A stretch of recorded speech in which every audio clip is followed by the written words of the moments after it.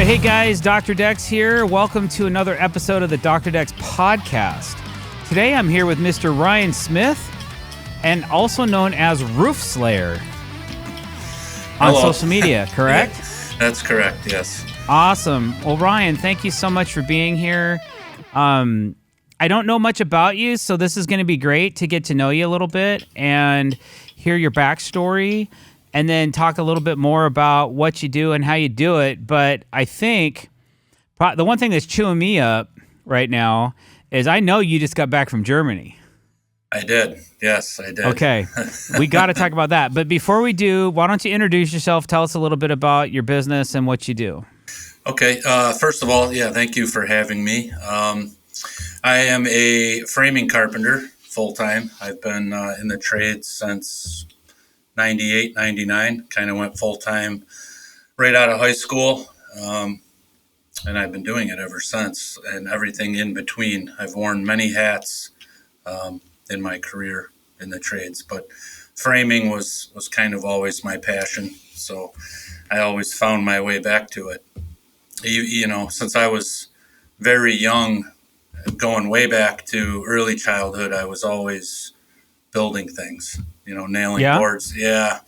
Models. Me and my buddies, the neighborhood kids, we would build tree houses and wooden go-karts and roll them down the hill. And cool. Yeah. It's just kind of always been something I was interested in. Hard to explain.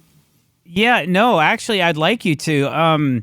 The tree fort thing was like when I was a kid, I always wanted to do that, but I never had any friends with like hammers and nails and things like that, So I didn't really get in on that. We used to like make ground forts and things like that, but I always like as a kid, I think that's one thing you always wanted to do, as a boy. Like, man, I want to have an elevated space that I can live in, kind of thing, part time. So tell me about that. Like, how did that come about? It was an idea. So my neighbors across the street, maybe down a few houses, I'm trying to remember, there was, I think, 5 boys. So there was a lot of kids there. So we were all friends, and the neighborhood I grew up in was your typical 80s type neighborhood, kids everywhere and always out playing till dark, come home and the street lights are on type of thing. But we got this idea, and we just kind of all borrowed our father's tools and what we could muster up from the garage and sheds, and we went after it. And it's funny because we called it the Tower of Power, and we used that thing from 7, 8 years old all the way up through high school. Kidding. We would go up there, and someone would sneak cigars or cigarettes. Like, a lot of good memories. Oh, how cool! Hey, man, I'll meet you at the Tower of Power. Right. Where are you guys going tonight? Oh no, we're not going to the movies, man. We're going to the Tower of Power. Yeah. And that turned into wooden go-karts. There was a very big hill in our neighborhood, and we would grab scrap lumber, and our one friend's father was a contractor, so we had access to some scraps and little bits of lumber. So we were always into that, and I have been into model aviation as far back as I can remember. So I've been building models, plastic and wood to this day. Cool. So it's just kind of always been there. Is that like a hobby of yours? Yeah, I RC radio control airplanes. I like to build those, fly them. I still do it to this day. Awesome. Big passion of mine. Yep. I used to fly RC helicopters. Oh, very cool. Do a little bit of that myself. Awesome. I wasn't very good at it. Yeah, they're tricky. I'm a lot better at flying drones. The thing about RC helicopters is every crash costs you several $100s, no matter what. Oh yeah, the airplanes are the same way. Several hundred, and I got to the point where I really can't afford to keep flying this helicopter. But it was nitro fueled, man, which was really cool. Yeah. And so like some of those dudes on the airplane side of things, like they're flying jets. Oh yeah, we have some guys in our club that fly jets, and one guy in particular is very good with the helicopters. He travels all around the country and goes to big events and competitions Pretty incredible. That is incredible. I've seen a guy locally here that kind of got me into drones, and he was doing inverted flight with barrel rolls and backwards barrel rolls and inverted flight, and I'm like, I couldn't even process that. I was like, I could barely do a nose-in hover. Oh yeah. You know. Yeah. With my helicopter, I think I could probably fly it better now because it's in one piece. But I still haven't gotten into it, and I never did get into planes. So that's kind of cool that you have like a plane club and a place you can go. Do you have like an airfield or something that you guys go to fly in? Yeah, it's great. It's very close to home too. It's maybe a 10-minute drive. It's like it's what you would see. In my childhood and all the magazines and stuff, because we didn't have, the internet. So right. I would get these magazines, and that's how, you would learn about what's out there and read about it. But yeah, it's cut away in the middle of a farmer's field. Cool. Yeah. So it's just like everything I read about as a kid. It's a great club, good people. It's a good way for me to decompress as I get kind of, oh yeah, man. The grind. Heck yeah. Oh yeah. Yeah, man. Yep. I know I'm getting ahead. Do you fly drones at all, or is that something you? Yeah. I have a drone, a DJI drone. Okay. It's a Mavic. I would think you would for what you do. Yeah, that's how I get most of the video footage. Absolutely, and I've seen some of your photos, so I kind of knew you did, but I just had to ask. Yeah. Because there could be alternate ways for you to obtain those. Mm-hmm. Cool, man. Okay, but I don't want to get too far. So take me back. When did you start getting into RC planes? Oh, I would say 12 or 13 years old. As far back as I can remember. So I grew up in a small town called Oswego, New York, it's right on the corner of Lake Ontario, just north of Syracuse. And that's where I graduated high school, did grade school, the whole nine. We would shovel sidewalks for money when we were kids because we get a lot of snow. So back then, Nintendo came out. So we would shovel sidewalks, we would make some money, me and a couple of my buddies, and then we would go rent video games, Nintendo games. And if I wasn't doing that, I was buying plastic airplane models and building them and painting them, and then I'd have them hanging all over my bedroom from the ceiling. And as I got a little older, I had the thought of, boy, it would be really cool if I could fly these. So, and that's when I kind of discovered, RC airplanes and what that all entailed. And I got into that when I had enough money saved up, and it went really bad. I went and bought a plane and built it and had all this money into it and flew it right into the ground 2 minutes after I got to the field. Oh, that's heartbreaking. It is, but it's a time investment. And I ended up back at the hobby shop in town a couple of weeks later, and the store owner, he saw me there, and I was getting supplies and stuff, and there was this old man in there. And he approached me and asked me if I was a competent RC pilot, and of course I'm like, oh yeah, I'm 13 years old. Well, he offered to teach me. So, oh, cool. Yeah, he wrote down his address. Turns out he didn't live too far, and I would ride my bike over to his house, and he would take me flying, and yeah, that's how I learned from that guy. That's really awesome. Back then, mentor. Yeah, it's funny though, because I would leave the house and go to a complete stranger's, and my parents didn't think anything of it. Nowadays, not so much, right? Yeah. Yeah, but how cool is that you're able to have a mentor that was really, it sounds kind of like he was willing to share his craft with you and hand it down. Oh, absolutely. And that's really cool. So hopefully you get that opportunity to do to somebody else one day if that's still, there's so much. Actually, the client we're working for right now, we're sitting in his shop actually, and he does this. He was a commercial airline pilot, and he has several RC planes just hanging up in his shop. Oh, so, cool. Yeah. I never got into planes too much, but kind of deep into drones now. I've had several, and I have the new the Mavic 4 Pro. Mm-hmm.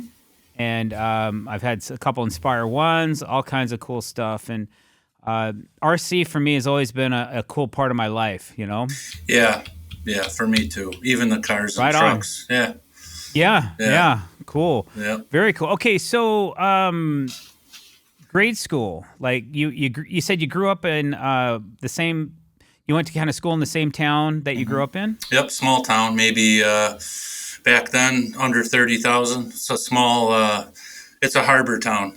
We have the Oswego Okay. River, so it's a big shipping port on one of the Great Lakes. So excellent fishing too. But yeah, small town. My whole education was there, grade school all the way through high Okay. school. So And like junior high and high school, were you into sports at all or academics or? both, yeah. I played hockey all the way up through high school from a very early age, baseball as well. And then I got into golf too, ironically, Yeah. in high school. And I ended up playing varsity golf as well as hockey and Oh, baseball. Yeah. And I ended up okay. quitting I quit baseball to keep golfing, which was interesting Well, because I loved baseball. yeah, but golf, I mean, if you're good enough, it's not a bad way to be, It's a if you great can. game. And it's fun to play. Like Hmm. I'm not much into watching it, but it is a fun game to play if you can control that little white ball, man. It's such an easy concept, but so hard to do. In theory, Yeah, right, right. in theory, right on. And so, but hockey is such a physical. It's so physical. It's a physical game. Like it's very you exert a lot of energy playing that game. Do you not? Oh yeah, yeah. Especially back then, 25, 30 years ago, compared to the way the game is played now. It's a totally different sport. It was very physical. I think all sports that's true for football. I coached my son's football team for many years when he was little, and the way we taught them to play and how to tackle and heads up football. That wasn't really a popular idea when we were kids, but Right. it's a good thing, to avoid injuries. But yeah, that was my life for a lot of years. I'd say right up until I graduated high school. I just Okay. lived and breathed it. That. And, So your gear, like, are they wooden sticks or fiberglass or both or what? well, back then, yeah, they were wood, and they had just started coming out with the aluminum sticks, and now they're carbon fiber. Carbon fiber. It's Yeah. crazy, crazy. That. Several $100s for one stick nowadays. Yeah, I believe it. Yeah, Yeah, that everything's several $100s. It seems like no matter what it is, that's true. could be your lunch from McDonald's is Uh, several. that's so true.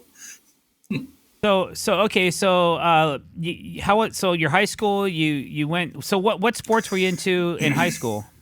Hockey, Hockey. mostly hockey, and I did play golf as well. I started high It's, school playing baseball, and I think mhm.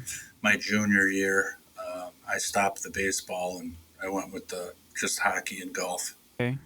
Do they let you fight in high school hockey like they do in the pros? Oh well, they didn't let us, but it did happen back then. Yeah, yeah.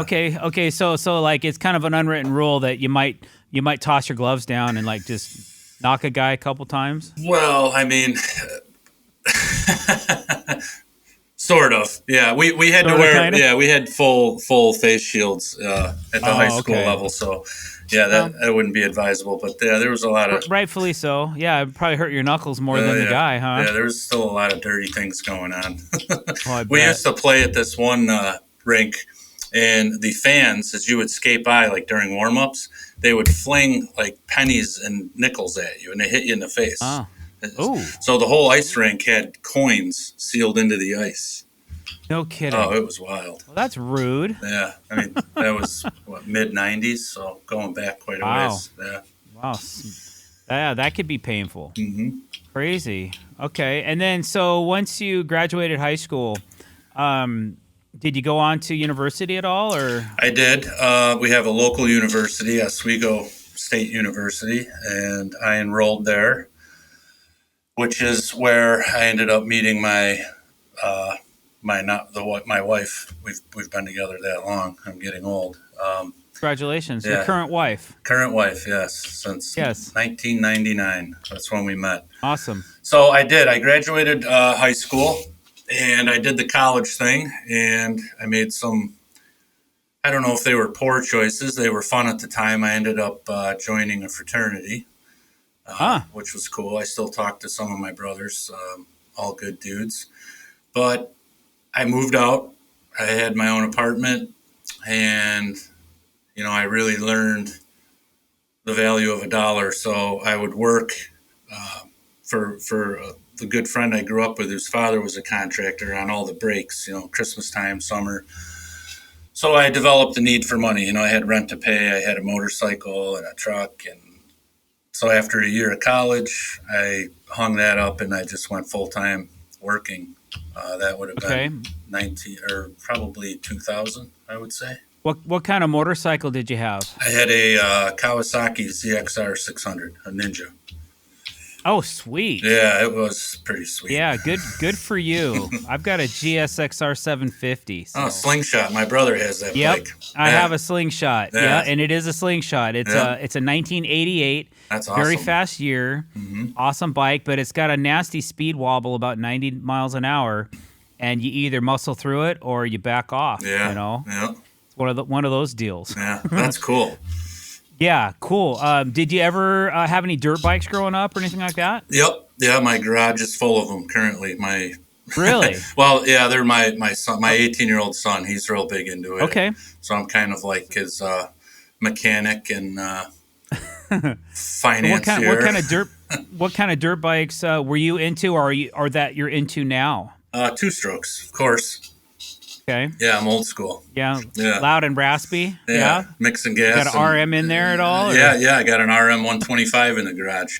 It's vintage. Oh, yeah. It's. Oh man. I wish I could show you a picture. We rebuilt it. A lot of people don't understand. No. What that means. Mm-hmm. But it's just one of the nastiest, baddest motorcycles known to mankind back in the 80s, man. Oh yeah. You just could rip on these things and ride a wheelie for 400 feet, only 3 inches off the front wheels, only 3 inches off the ground, but because you're going so fast, the bike doesn't like pull up. It just kind of stays like aggressively off in a wheelie forever. Yeah. I had an RM80 when I was a kid. So, how cool is that? Yeah. You had cool parents, man. Oh, well, the dirt bike thing was more my grandfather.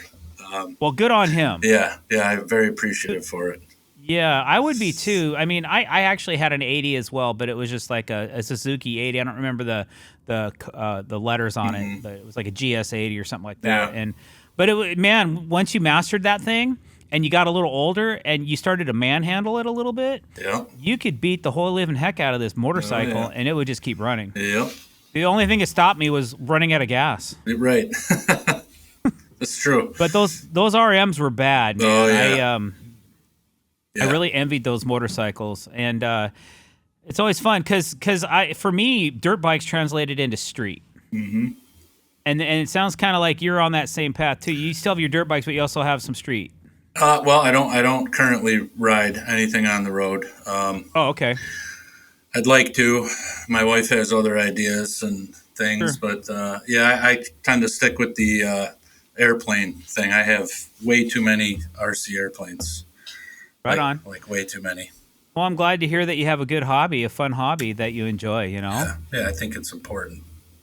I do too. You got to do something besides work. Right. That's it. Amen. That's why I like to get your backstory a little bit on the podcast before we talk about work, because I just, as a matter of fact, and I was talking to Calvin about this the other day, some people are enjoying the podcast and hearing about the history of the people that are on the show versus just all about work. Mm-hmm. Yeah. So it's kind of fun. It's kind of fun to get those nuggets out of you up until this point of, okay, let's talk about it. So you went to college.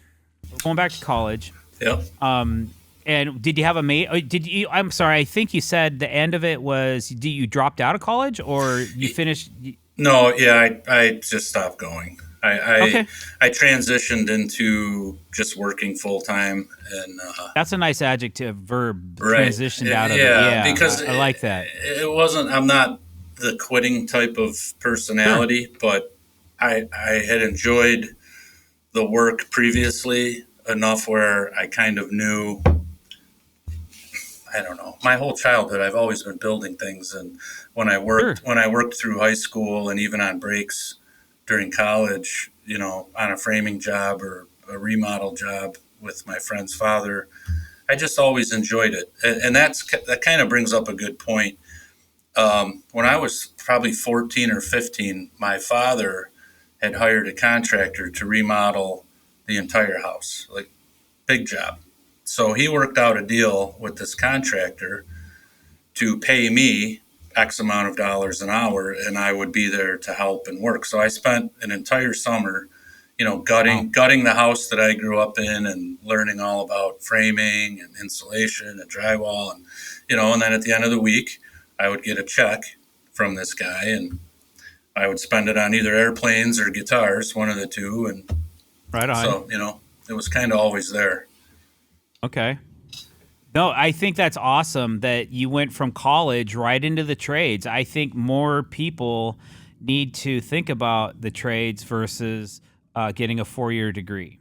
I never went to college. I went to the School of Hard Knocks, man. Me too. I was there 1 year, and I was Yeah. a fraternity brother, so you can imagine how well I Well, studied. yeah, you studied 12 ounces at a time. Yep. Yeah, lots of I know a parties. lot. My brother was in a fraternity, and he went to college first, and he flunked out of college because he was partying too hard. He became anemic. He was drinking so much he became anemic and had to go see a doctor. Oh, wow, that's terrible. Yeah, yeah.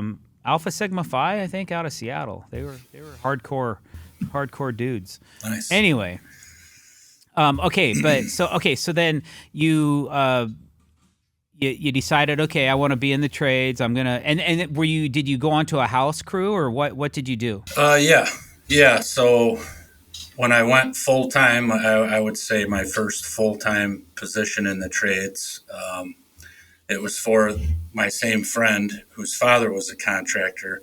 Well, his older brother, my friend's older brother, had just started his own company, and he was young. He was early 20s, but I looked up to him so much.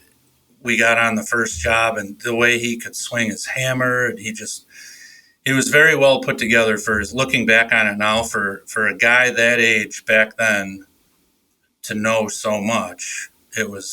It really inspired me, and he was good because of his father. He had grown up working with his dad, so he had a very developed skill set early on. So I just tried to mimic him. I wanted to be just like him. Like, I wanted to drink the same beer. I wanted to drive the same kind of truck. I wanted to, Cool. wear the same tool belt. And yeah, he got a crew going. And yeah, geez, I was with him for a couple of years, and those were some good times. When I Yeah, didn't really know a lot, but I advanced pretty quickly on that crew. He would hire new you were a help. sponge. Yeah, it was weird. It just kind of made sense to me I remember the first house we framed, it was like a blur. And then we got to the second house, and I felt like I kind of had a lot of it figured out. I didn't really know the ins and outs of things, but I knew, okay, so we show up, we set steel, we frame a floor, we put plywood on the floor, we lay out walls, we build them, we stand them, then we do the ceiling or the second floor. So I had the Hmm. steps down, and I just focused on what my hands were doing, and I still do to this day. So when I was doing Okay, something, go ahead. I was just gonna say, how old were you during this phase? 18 years old. 18, 19. Wow, Yeah, 18, 19, wow, 20, I was with him. So, I mean, I was literally right out of high school. Like, perfect. yeah. What a perfect job to have right out of high school, man. It was weird because they pushed college so hard. I mean, they kind of still do. Dude, It's, yeah. like, I don't know. I try to advocate for the trades. My Hmm. son, he's a welder. He just graduated this past year, and he went right into Sweet. a wonderful job. Yeah, like the kid's all set. All he's got to do is show up every day, and he'll do very well. But they're still telling them at school that they need to have a college degree, to make something of themselves. And we're getting to a point now where it's almost kind of scary because I look around and there's not a lot of young people. Not like when Right. back then, the crew I worked on, we were talking about, everybody there was 18 or 19 years old, and the only old person was the boss. It's Right. it's not like that anymore. Or the foreman. Yeah, right. the guy running the crew or something like that. Yeah, and he could barely walk. Right. Yeah. Wow, that's crazy. Okay, all right. So you're just barely able to drink legally, Right. and you're on this crew, and then you said you were there for 2 or 3 years. Then what happened? Okay, so we got to rewind a little bit. Sure. I met my current wife at one of our fraternity parties one night, Mm-hmm. and I kept attending school, but I was also still working part time during the breaks and whatnot. And we ended up getting an apartment together while she was still in college there at the university. And then she graduated. She's 2 years older than me because I like them older. Mm-hmm.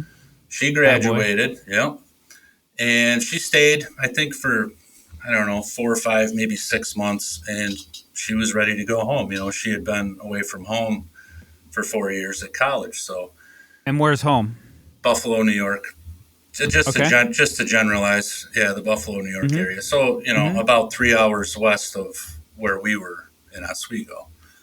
So I kind of hung around, and I would drive my bike out and visit her every single weekend for a while. And it just got old, and I realized, you know, kind of sucks. Like, I miss her, blah, blah, blah. So I said, why don't you look for an apartment? I'll move out there. I'll find some work, you know. And that's what I did. I packed everything up. I had my friends and my parents help, and we made one shot, and we had a little kind of a crummy basement apartment in this apartment building. And yeah, I was scared to death. I was 20 years old. 20 Wow. years old. Yeah. Yeah, it was crazy. I can see that. And what did your wife major in? She was a nurse. Okay. Which is weird because at Oswego State, she didn't take nursing. She had a biology major, which lends itself to, you know, nursing later on. But yeah, she acquired those degrees back home in Buffalo after she kind of did the furthering her education thing, and I just kept working. Cool. Yeah, it was a scary time. So when I first moved here, the internet still wasn't, you know, huge. This is what, Right. 2000, 2001. I mean, it was there, but so I was buying newspapers and calling every ad for Carpenter, you know, Carpenter's helper, and I didn't get anything for like 2 weeks. I just, Oh, wow. and she had a job, so she'd leave in the morning, and all day long I just was looking for work. And then after about 2 weeks, the phone started ringing, and yeah, found a job. The rest is history. All right. So what did you do once you found that job in Buffalo? What was that? What did that consist of? He was kind of a general contractor, lots of remodels. We did do a few new builds. But the funny thing was when he called me, I think he might have been one of the first people to call me back. I jumped all over it, you know, because I was a kid. I'm freaking out. I need a job. And he asked me where I lived. I told him, and he said, well, I'm in the South Towns. That's a little bit of a ride, you know. And I said, well, I don't care. How far is it? And it was almost an hour. And I drove there every day for 2 years until my truck started falling apart. And then I had to find work closer to home, which I did. But yeah, he was a really cool old carpenter. I learned a lot from him. He did things very old school and proper, the way he used a framing square and how we would brace things and just approach all of the work we did from I remember the one job was cool. There was this big old Victorian house, and a giant oak tree had fallen and broke the hip rafter. And this house was 100 years old.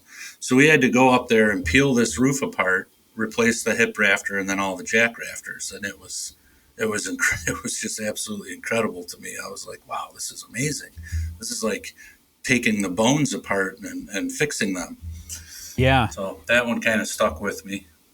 Yeah, it was a lot of cool. fun. Yeah. Your truck started breaking down, and you realized, hey, man, this commute's killing us. Yeah. So you decided, you know what? I need something closer to home. So then what did you do? So And how old are you at this time?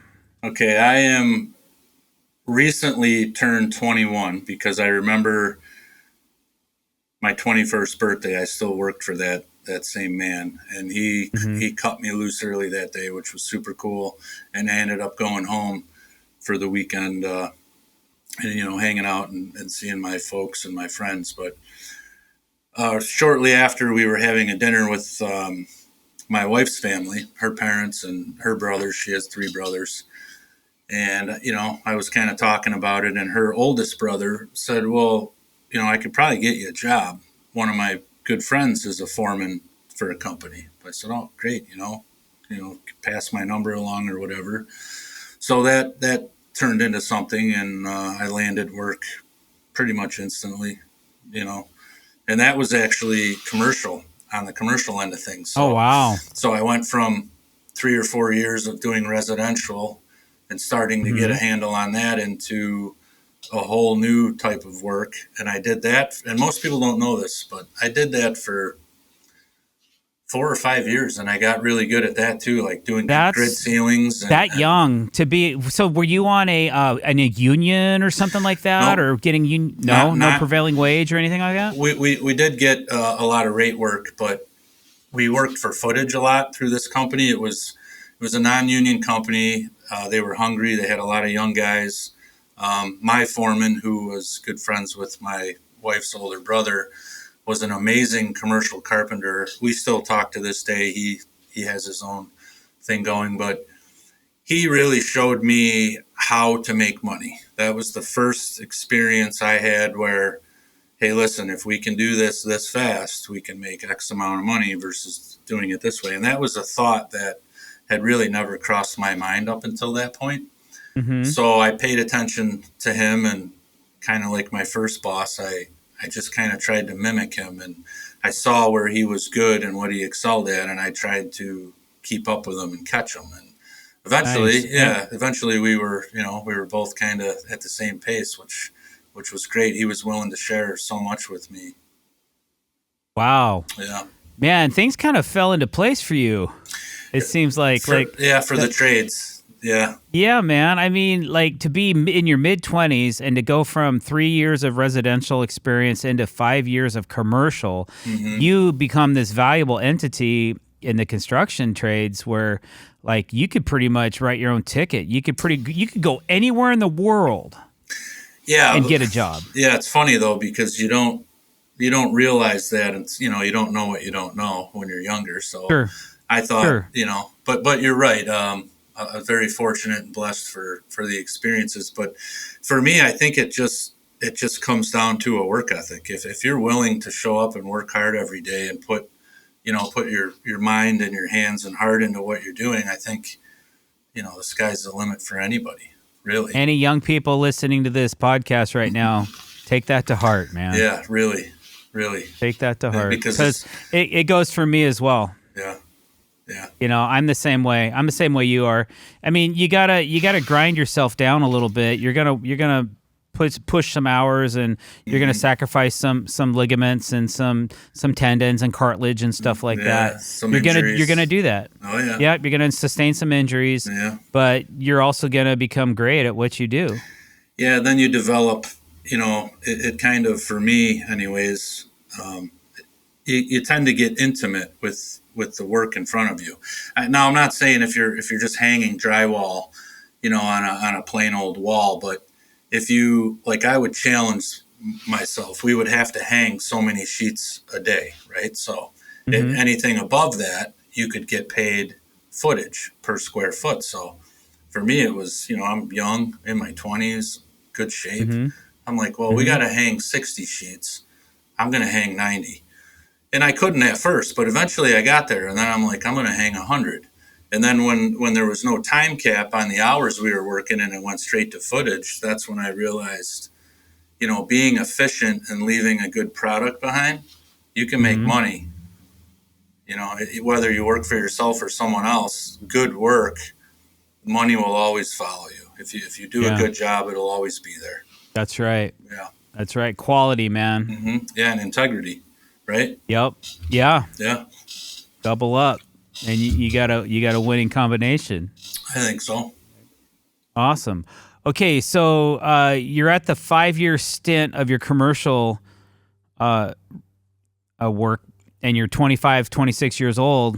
What goes next? I started my own company. Yeah, All right, I was young. and what is it called? Well, that at the time was I named it after my son, who he was, I don't know, a year old at the time, Lawson. So it was Lawson Construction, and Oh, cool.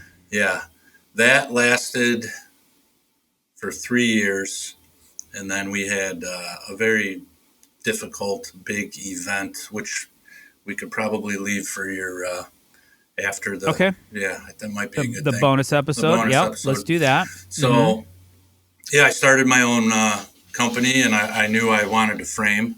The commercial was fun, but I had missed the residential. I missed the wood. Mm-hmm. I missed everything about it. So I started my own business, and I put an ad in the paper, a bunch of ads, and I got some guys, and I found some work. And to this day, one of the biggest houses, probably the most difficult I've ever even worked on, happened when I was 25 years old. So that gave me a lot of confidence. It was very stressful, but I got through it. I learned a lot of lessons, business wise, as well as my specific trade and how to keep a group of guys busy and run a crew and all that. So yeah, those were kind of some dark days there. That particular. Yeah. Okay. Yeah, but it was fun. All right. And then we hit that recession. I don't know what. Yeah. 09 or 08. I don't remember. Yeah. What year. 08. 08 is when everybody on the podcast talks about 2008. Yeah. Is like, Yeah, we hit that, and we had a big event take place, and then all of these jobs I had contracted just kind of disappeared. The people didn't want to move forward. People weren't spending their money. So I was trying to get anything I could to keep the guys busy. I had, I think, 8 employees at that time. When my payroll. Wow. Oh yeah, it was crazy. It was crazy. Wow, dude. Yeah. Yeah, that's harsh. It man. was, yeah. And I didn't have a college degree in business or anything. So, like you said, the school of hard knocks. I knew that every Thursday at midnight, my payroll service was going to whack my bank account, and there had to be X amount of dollars in there. So then it became like, well, you're not a framing carpenter. Now you're a professional money getter. So I would have to leave all the time to go get checks and do banking and, check on the job. And it just, yeah. All the things you really don't want to do. Mm-hmm. Yeah, You just wanted to be framing. Yeah, it was a vacation day to spend, a day with your tools on, for sure. Yeah. Wow. Yeah. Okay, so just for comparison, I'm going to jump way ahead. What's your team like right now? How many employees do you have now? Well, with roof cutters, it's just my partner and I, but he has a framing company with, I think there's 7 or 8 of them, and they've all been together for a very long time. They're a very well-oiled machine, Nice. Years. Yeah, they've all been there for 10 plus years. Okay. All right. So then after that trial and tribulation area, after 2008, did you change the name of your company, or did you start a different one? Or no, I hung it up. It was okay. I found a job for every employee that I had, which I felt good about that, and I kind of prided myself on that back then. And I was offered a position for a builder that I used to do work for and frame for, and he wanted to bring me in as kind of a lead carpenter and all of this. And they did all the in-house stuff, so they would frame the house, pour the walls, the whole thing turnkey. So it was a good offer. We had 2 young children at home. My wife was home at that point, so I made the decision and I took the job. And I think I stayed there for 6 or 7 years running a framing crew for the builder, and he's still around. I still see him. Great guy. Just kind of one of those, you got to do what you got to do things at that point in my life. Yeah. Of course. Yeah, Yep. we all do that. We all do that. All right. And then, now we're into like 2008, 2014, 2015, maybe. Mm-hmm. What happens after that 6-year stint with that guy? I'm going back on my own at this point, Okay. and I get a phone call from another mutual friend who's actually my partner with the roof cutters, and he calls me So up. is that the name of your business now, Roof Cutters? Yeah, Roof Cutters Incorporated. Yep. Okay. So he calls me up and says, "When are you coming back?" I said, "I'm not going back on my own." "Oh, are you done with so and so homes?" I'm like, "Yeah, it's just they wanted to move me into the office, and I wasn't ready to do that. I still wanted to wear my tools every day, and I wasn't ready for the office scene. I'm early 30s at this point, and I still, I wanted to be on the job." So he calls me. To make a long story short, we meet up for a couple of beers, makes me an offer. It's even better than what I just had. So I go home, I talk to my wife about it. She says, take some time and think about it. It's up to you, but you don't have anything to prove to anyone. So take that idea and just remove that from your head and do what's right for you. You'll always do whatever's necessary for the family, like pretty much any man would do. So I considered it, and I did. I took that position, and I worked with him. We still work together to this day. And then I had this idea, and I started developing my roof cutting skills and morphed that into a different company, which is what I do now. That is Cutting roofs, and we ship them all over the nation. okay. So you go off a set of plans or something like that, then, and then Yep. you pre-cut everything. Pre-cut every piece, yes. You pre-cut every piece, and you're physically out there pre-cutting all the pieces. Every piece. Yep. Wow. So yeah, so It's a modular. It's like a modular roof system that you sell to who? contractors. It's no different if you're familiar with trusses or a roof truss. It's the same idea, same exact idea, except these are hand cut rafters. So all of our clients that we've worked for in the last few years, they've been custom, pretty cut up roof systems that aren't designed with trusses, and it's either a little bit beyond their skill set, or it's a time thing. So, the money, if they're going to do it themselves, the money that they're going to spend in the labor, it's kind of a wash with what we charge, and then what they end up buying with the same money is time. So they're on to the next job that much quicker. Yeah. So how do you package that, and how do you ship it? I mean, you got to obviously have forklifts and things like that, right? Yeah, so we have a shop. We have a facility here with lumber racks like you would see at any lumber yard. We do a takeoff, get our material list together. The lumber gets dropped off. I verify dimensions of the build, either like this on a Zoom call or on the telephone.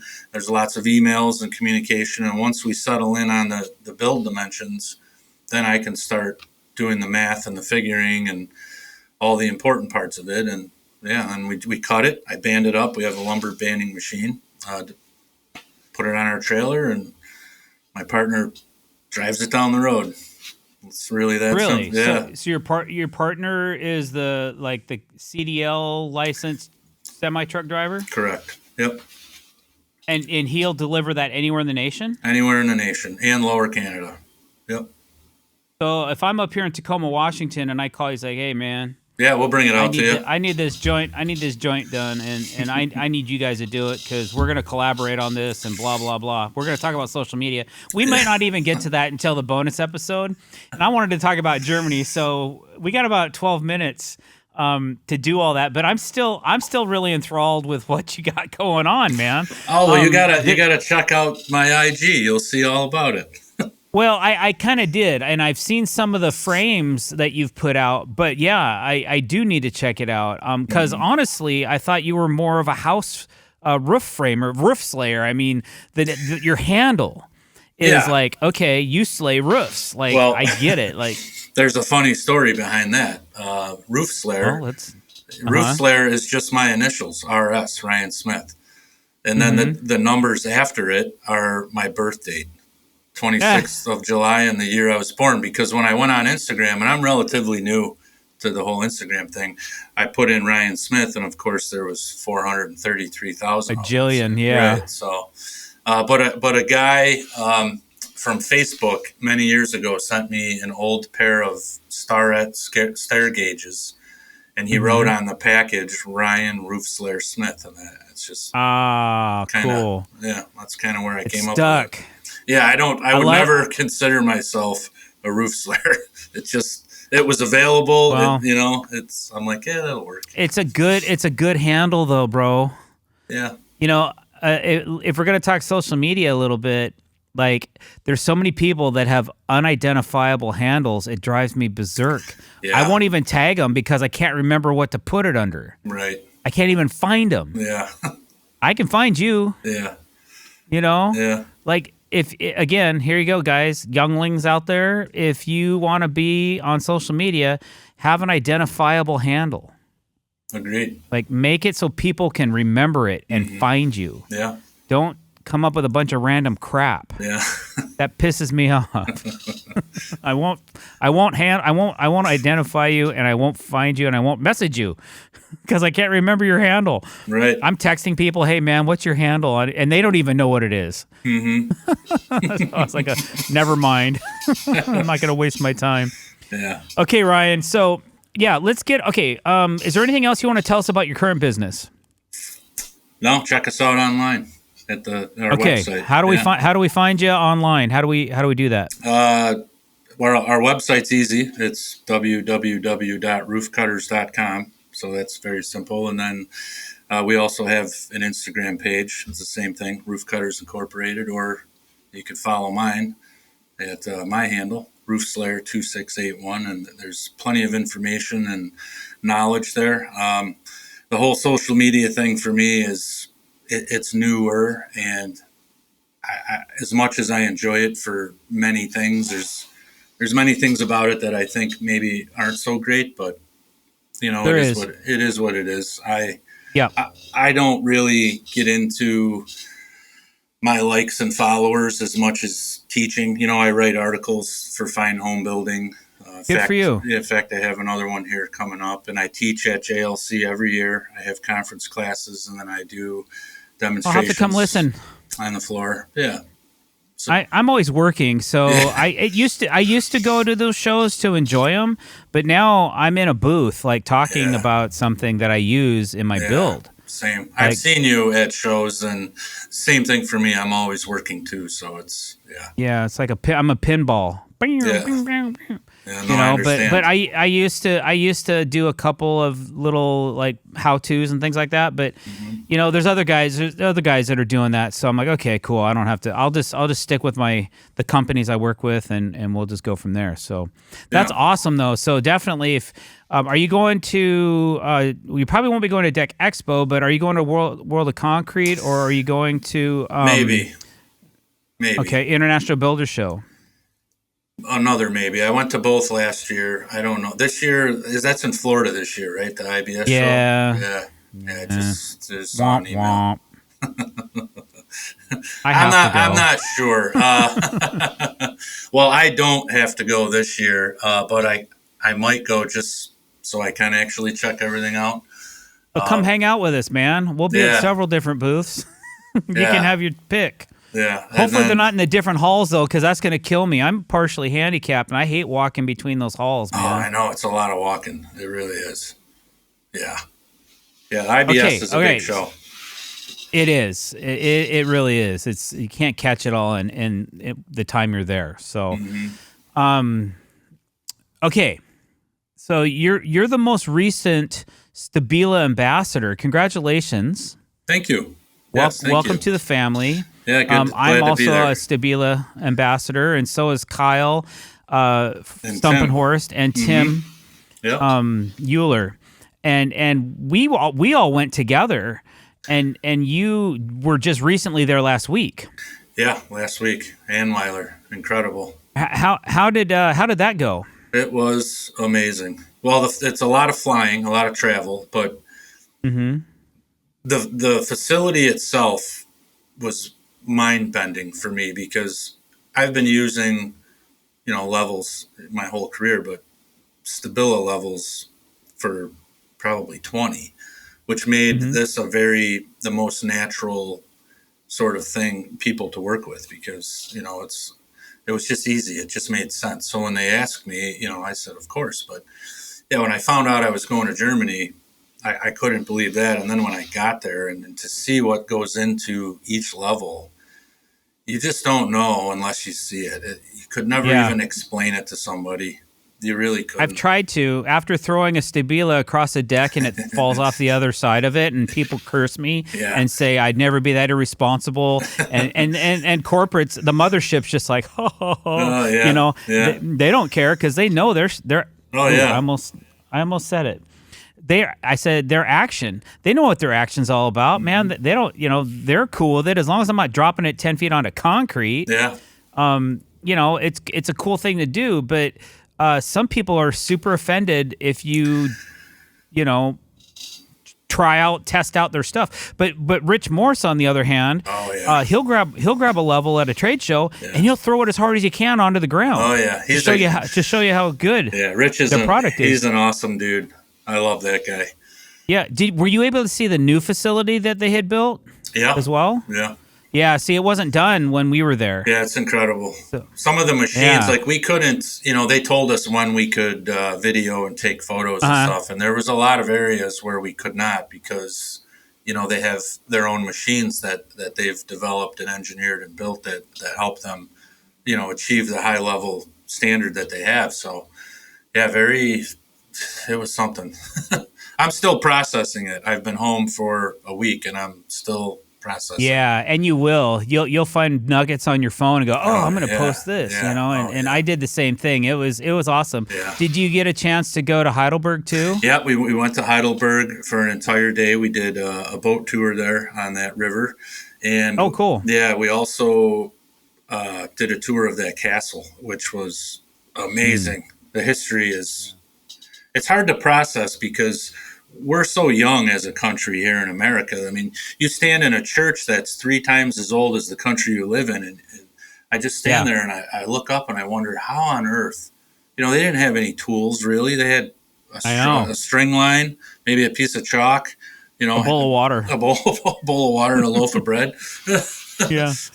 Yeah. Yeah, it's crazy to see some and that big keg of wine or whatever Yeah. that they had in that castle was crazy. Yeah. This was full at one time. Wow, man, that guy he really stocked up. But so it's just kind of cool to hear it from somebody else. Besides, can you believe the employees take home those vials and they put those little metal clips inside the vials? Yeah. Every time I use at my level now, I'm like, oh yeah, man, somebody did these by hand. I thought those were painted on inside. So did I. Did you did you guys try to install the ring? I did. Yeah, so did we. Did. Yeah. I did it on camera. Yeah, me too. And it was a really popular post on back in, I don't know, 2021 or 2020, whenever we went. But yeah, very, very cool. Cool company. Oh, yeah. Love the products. And I want to go back someday to check it out again, man. Yeah. That's so awesome. Yeah, all the people there were just amazing. So kind. Yeah, and, Nicholas and the whole team. Yeah, he's the man. Did you meet Michelle Pfeiffer? Was she there? Oh, yeah. Nope. Yeah, just like the actress here. That's literally her name. She was. Oh, no sweetheart. kidding! Yeah. How funny! Yeah, that's hilarious. Yeah, it was a good group. Very cool. A lot of fun. I wish we were there longer. And so, talk to me a little bit about your social media journey. You've said a couple of things, but when did you actually get started on? Let's just use Instagram as a platform. And do you do YouTube or anything like that? I do have a YouTube that I kind of put up, but I haven't really done anything with it yet. I want to. That's definitely on the table and in my plans. But social media for me started on Facebook probably 10 or 12 years ago. And there was a group called Framer Magazine that I joined, and it was only a few thousand guys, and they were all framing carpenters. And became friends with some of them. We actually traveled and met each other, a few of us. And one day, one of the guys on there says, "You got to go to Instagram, man." And I'm like, "Yeah, what's that? Instagram? What's this other app? You'll love it. You got to go there." So I downloaded Instagram. I don't know, probably 2018, somewhere in there, and started posting some of my drone shots and little how tos and stuff. And then all of a sudden, out of nowhere, it just started going crazy. But the last, I don't know if this is happening to you, but like I've been stuck, and not that I Yep. care, but the last year and a half, I can't do anything.